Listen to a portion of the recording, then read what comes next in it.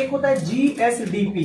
GSDP बड़ा आसान है, लोग इसको सिर्फ फालतू का एकदम दिमाग लगा के रख दिया है। जीएसडीपी क्या होता है तो ध्यान से समझना। जी मतलब होता है ग्रॉस, क्या होता है ग्रॉस। जी मतलब क्या होता है ग्रॉस। एस मतलब होता है स्टेट। डी मतलब होता है डोमेस्टिक और पी मतलब होता है, इसका मतलब हो गया सकल राज्य घरेलू उत्पाद।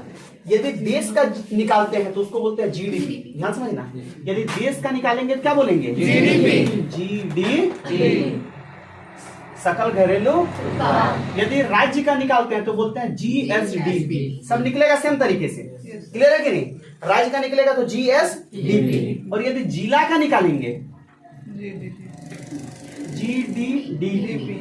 क्या बात किए थे तुमको पता होगा तो एक बात किए थे मार्केट प्राइस, किसका बात किए थे मार्केट प्राइस, और एक बात किए थे फैक्टर कॉस्ट। याद है कि नहीं। मार्केट प्राइस को हिंदी से बोलते हैं बाजार मूल्य। क्या बोलते हैं, और फैक्टर कॉस्ट को बोलते हैं लागत। लागत उत्पादन लागत, क्या बोलते हैं उत्पादन लागत। अब ध्यान से समझना, यदि कोई भी चीज दो चीज में निकल सकता है। मान लो हम जीडीपी निकालेंगे तो क्या जीडीपी मार्केट प्राइस में निकलेगा कि नहीं। और सरकार हमको जो जीडीपी बताती है वो किस पे बताती है मार्केट प्राइस। किस पे बताती है मार्केट प्राइस। और यदि फैक्टर कॉस्ट में जीडीपी निकालना चाहेंगे तो निकलेगा कि नहीं, एकदम निकलेगा। क्यों नहीं निकलेगा, एकदम निकलेगा। ऐसे जीएनपी भी मार्केट प्राइस में निकलेगा कि नहीं, एकदम निकलेगा। क्या जीएनपी फैक्टर कॉस्ट में निकलेगा कि नहीं, एकदम निकलेगा। क्लियर है कि नहीं।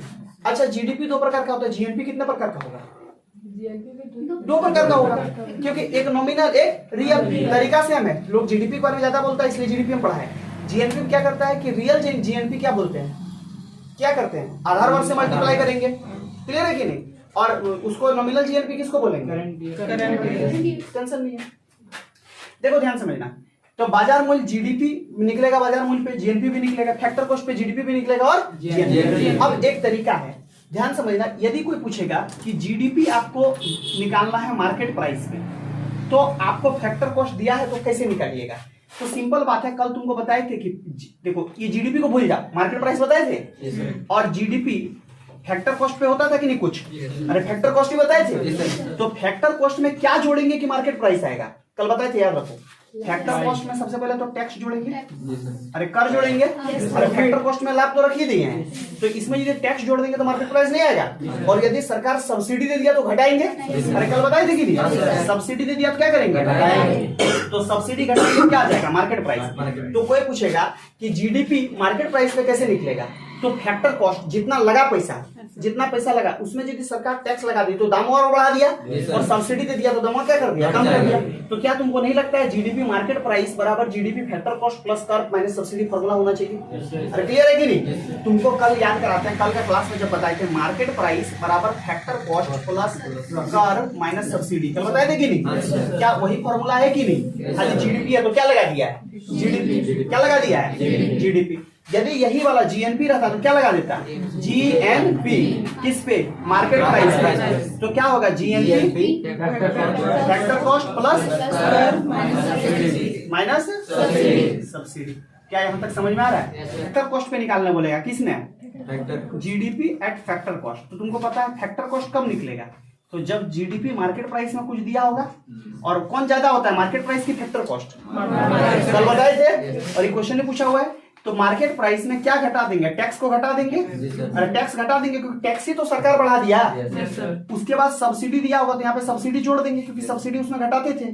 तो ये किस पे आ जाएगा, जीडीपी फैक्टर कॉस्ट। क्या समझ में आ रहा है, ध्यान समझना। हम बार बार बोले थे यदि किसी भी सामान को बनाने में जो पैसा लगेगा, जो दाम लगेगा, उसमें सरकार क्या करती है, टैक्स लगा देती है। टैक्स लगा देगा तो सामान महंगा हो जाएगा। मान लो कि कोई भी सामान का लागत मूल्य जो है मान लो 20 रुपया है, कितना है 20 रुपया। सरकार बोलेगी कि हम इसमें 10% टैक्स लेंगे, तो 20 का 10 कितना होता है 2 रुपया। तो उसमें 2 रुपया जोड़ देंगे तो उसका कितना हो गया 22 रुपया। तो उसका दाम कितना हो गया 22 रुपया। क्लियर है कि नहीं। तो लेकिन कभी भी क्या होगा, मान लो कोई सामान बनाने 20 टका लगा, सरकार बोलेगी नहीं हम इसमें 10% का छूट देंगे, 10% का सब्सिडी देंगे। तो 10% कितना 2 रुपया, तो 20 में तो कितना हो गया 18 रुपया। तो सरकार के कर लगाने और छूट देने से किसी भी सामान का दाम बढ़ सकता है या घट सकता है। कोई कंफ्यूजन। सरकार हमें जो जीडीपी बताती है वो किस पे बताती है? Market price. किसके बताती है? अब बताओ क्या ये सब फॉर्मूला रटने वाला बात था? एग्जाम में कभी भी सब फॉर्मूला पूछ सकता है। क्लियर है कि नहीं? अभी में दो तरह से पढ़े थे। एक पढ़े थे हम लोग रियल जीडीपी, वास्तविक जीडीपी। अरे पढ़े थे वास्तविक जीडीपी, वास्तविक जीडीपी। और एक पढ़े थे नॉमिनल जीडीपी। क्या पढ़े थे? एक चीज है, लेकिन जो जीडीपी नहीं समझेगा क्या उसको ये 3-4 क्लास समझ में आएगा? जीडीपी के बाद जो समझाए हैं हर वर्ड तो क्या आ रहा है? जीडीपी। और यही जीडीपी में तो लोग सोचते हैं सकल घरेलू उत्पाद, लेकिन तुमको जीडीपी क्लियर हुआ कि नहीं? अच्छा से क्लियर हो गया? क्या तुमको भी दे देगा सारा डाटा तो तुम जीडीपी नहीं निकाल दोगे? बैठ के आराम से निकाल दोगे, है ना? अब किसी को चैलेंज मत कर देना कि हम जीडीपी निकाल देंगे। देखो जीडीपी में दो तरह का होता है, एक होता है वास्तविक जीडीपी, एक होता है नॉमिनल जीडीपी। हम बताए थे कि वास्तविक जीडीपी में उत्पादन बढ़ता है। वास्तविक जीडीपी में क्या बढ़ता है? उत्पादन। और नॉमिनल जीडीपी में क्या बढ़ता है? मूल्य। क्या बढ़ता है? मूल्य। यदि उत्पादन बढ़ेगा इसका मतलब क्या होगा? देश में क्या होगा? विकास होगा। उत्पादन बढ़ेगा तो क्या होगा? और यदि मूल्य बढ़ा इसका मतलब क्या हुआ? महंगाई बढ़ा। यही तो बताए थे ना? महंगाई। क्या बढ़ा? अब आज के बाद से तुमको महंगाई नहीं बोलना है, आज के बाद से तुमको याद कर लो, आज के बाद से तुमको मुद्रास्फीति बोलना है। क्या बोलना है? मुद्रास्फीति। महंगाई को ही क्या बोलते हैं? मुद्रास्फीति। हाँ, इकोनॉमिक्स में महंगाई को बोलते हैं मुद्रास्फीति। तो आज से महंगाई ना बोल के क्या बोलना है? मुद्रास्फीति। क्लियर है? नहीं तो पता चलेगा आगे आके मुद्रास्फीति पढ़ाएंगे तो तुम वहां पे 4 बार माथा खोकरेगा कि मुद्रास्फीति तो है क्या। तो जब महंगाई बढ़ जाए, ध्यान समझना, हम रियल जीडीपी समझाए हैं, नॉमिनल जीडीपी समझाए। रियल जीडीपी में उत्पादन बढ़ता है। क्या बढ़ता है? उत्पादन। क्या है? प्रति। ये तो बचपन से पढ़ते आ रहे होगे। इसी को बोलते हैं per capita income. Per capita income, प्रति व्यक्ति आय। किसी भी देश की कुल जनसंख्या को, है ना, किसी भी देश के कुल आय को कुल जनसंख्या से भाग देने पर जो आता है उसे प्रति व्यक्ति आय कहते हैं। तो प्रति व्यक्ति आय बराबर फॉर्मूला क्या हो जाएगा? देश की कुल आय, कुल जितना पैसा कमा रहा है देश, और बटा कुल जनसंख्या। यदि किसी भी देश के कुल आय को कुल जनसंख्या से भाग देते हैं तो उसे हम लोग क्या कहते हैं? प्रति व्यक्ति आय। क्या कहते हैं? फिर से बोलो, कुल आय बटा कुल जनसंख्या। किसी भी देश की कुल आय को कुल जनसंख्या से भाग देंगे तो क्या निकलेगा? प्रति व्यक्ति आय। ये देश का भी हो सकता है, राज्य का भी हो सकता है, जिला का भी हो सकता है, शहर का भी हो सकता है, गांव का भी हो सकता है, कहीं का भी प्रति व्यक्ति आय निकाल लेंगे। क्लियर है कि नहीं? अब तुमको एक एग्जांपल देते हैं। मान लेते हैं कि ये कोई शहर है। क्लियर है? इस शहर में 50 आदमी है। कितना आदमी है? 50 लोग है। कितना आदमी है? 50। और ये 50 आदमी का इनकम है, मान लेते हैं, कुछ ही मान लेते हैं कि 50 आदमी कमा रहा है, मतलब इनकम मान लेते हैं 5 लाख। कितना कमा रहा है? 5 लाख। इकाई, दहाई, सैकड़ा, हजार, 10,000, 5 लाख रुपए कमा रहा है। ये इसका इनकम है। क्या है? आय, कुल आय। अब हमको यहाँ पे प्रति व्यक्ति आय निकालने बोलेगा तो प्रति व्यक्ति आय, अच्छा पीसीआई यहाँ लिख रहे हैं, इसका मतलब पर कैपिटा इनकम प्रति व्यक्ति आय होगा। तो प्रति व्यक्ति आय बराबर कुल आय। तो कुल आय कितना है? 5 लाख।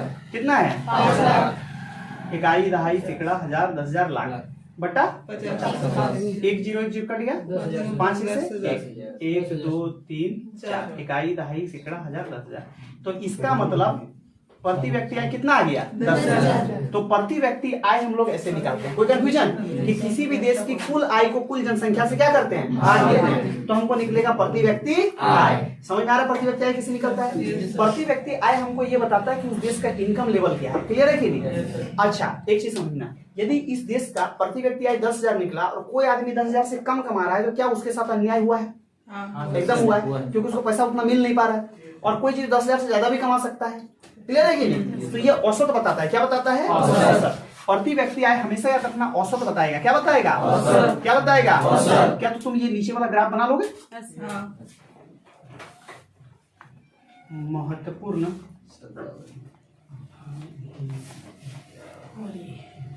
हाल ही में चर्चा में रहे कुछ महत्वपूर्ण शब्दावली। 1 नंबर में लिखो स्लो डाउन।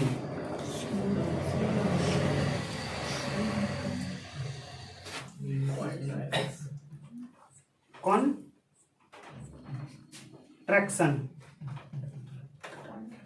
उसका तीसरा लिखना है रिसेशन।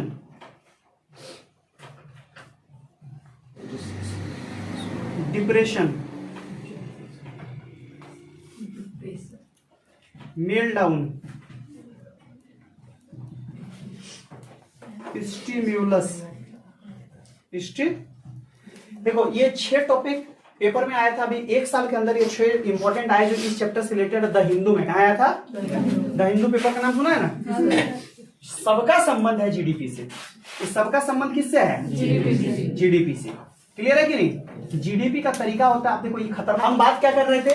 महत्वपूर्ण शब्दावली में सबसे पहले स्लो डाउन का बात की।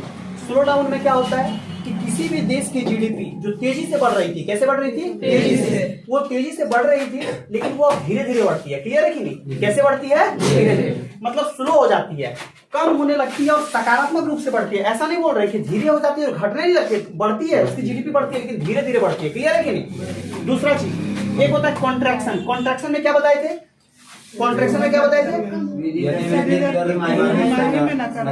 हाँ, ध्यान समझो इसका मतलब क्या होता है। हम कॉन्ट्रैक्शन का जब भी बात करेंगे तो 1 साल में कितना महीना होता है? 12 महीना। इस 12 महीने को हम यदि 3-3 महीना में बांटेंगे तो एक 3 महीना, दूसरा 3 महीना, तीसरा 3 महीना, चौथा 3 महीना, ऐसे बटेगा कि नहीं? क्लियर है कि नहीं? समझ रहे बात को? यदि पहली तिमाही में क्या बोल रहा है इसमें? इसका डेफिनेशन पढ़ो कॉन्ट्रैक्शन का। कॉन्ट्रैक्शन में बोल रहा है यदि वृद्धि दर किसी भी नकारात्मक रहे तो हाँ, यदि आप बता रहे थे क्या कॉन्ट्रैक्शन बता रहे थे? कॉन्ट्रैक्शन में क्या होता है तो समझना, 1 साल में 12 महीना होता है, इसको 3-3 महीना बांटेंगे तो 4 भाग में टूटा। कितना भाग में? 4। ये चारों भाग में से किसी एक भाग में यदि जीडीपी का वृद्धि दर, विकास दर निगेटिव चला गया, कैसा चला गया? नेगेटिव, माइनस में चला गया, निगेटिव चला गया, तो ये कहलाएगा कॉन्ट्रैक्शन। ध्यान से समझना, जब 2019 में कोरोना आया तो क्या हमारा जीडीपी दर माइनस में गया था कि नहीं? तो पहला जब तिमाही में माइनस में गया होगा तो उसको क्या बोला था? कॉन्ट्रैक्शन। क्या बोला था? कॉन्ट्रैक्शन। समझ में आ रहा है? दूसरा चीज रिसेशन किसको बोलते हैं? यदि तिमाही लगातार 2 बार लिखा है, देखो क्या लिखा है? यदि लगातार 2 बार तिमाही में क्या हो गया? निगेटिव हो गया। मान लो इसमें 2 बार, यहां भी निगेटिव हो गया और यहां भी लगातार 2 बार, या यहां भी यहां हो सकता है, कहीं भी 2 बार लगातार, 2 बार लगातार यदि निगेटिव हो गया जीडीपी तो उसको हम लोग बोलते हैं रिसेशन। क्या बोलते हैं? इसी को बोलते हैं मंदी। क्या बोलते हैं? मंदी। हालांकि मौद्रिक नीति आरबीआई लेकर आती है, सरकार भी मौद्रिक नीति लेकर आती है, लेकिन मौद्रिक नीति मंदी के समय ज्यादा कारगर नहीं होती, ज्यादा काम नहीं करती है। इसके बाद डिप्रेशन। डिप्रेशन में क्या लिखा है? देखो, अब ध्यान समझना, डिप्रेशन ये बहुत ही, किसी भी अर्थव्यवस्था के लिए बहुत ही खराब चीज है। क्यों खराब है? क्योंकि देखो, एक में तो मंदी आ गया, रिसेशन में क्या आ गया? मंदी आ गया, मतलब लगातार 2 महीना जीडीपी नीचे गिर गया, सामान कम उत्पादन हो रहा है, साथ में वस्तु का दाम भी गिर गया। तो दाम कब गिरता है? जब या तो वस्तु ज्यादा हो जाए या तो वस्तु घटिया हो। तो इसका मतलब यदि मंदी तो आ गया और साथ में दाम भी गिर गया, वस्तु का मूल्य भी गिर गया, तो इसी को हम लोग बोलते हैं डिप्रेशन। क्या बोलेंगे? डिप्रेशन। एक होता है मेल्टडाउन। यदि शेयर मार्केट आपको आगे पढ़ाएंगे, शेयर बाजार में यदि अचानक से गिरावट है, किसमें? शेयर बाजार में, तो उसको हम लोग बोलेंगे मेल्टडाउन। ध्यान से समझना, इन प्रॉब्लमों से निपटने के लिए सरकार मौद्रिक नीति बनाती है, उसी को बोलते हैं स्टिम्युलस। क्या बोलते हैं? स्टिम्युलस। स्पेशली हम लोग स्टिम्युलस में रिसेशन को देखते हैं, ठीक है, स्लो डाउन को देखते हैं, और स्लो डाउन चलता भी है, रिसेशन को देखते हैं, मंदी को, इस सब चीज के लिए हम लोग लाते हैं कौन सा? स्टिम्युलस। कोई दिक्कत यहाँ से? क्या समझ में आया यहाँ तक? कोई कंफ्यूजन?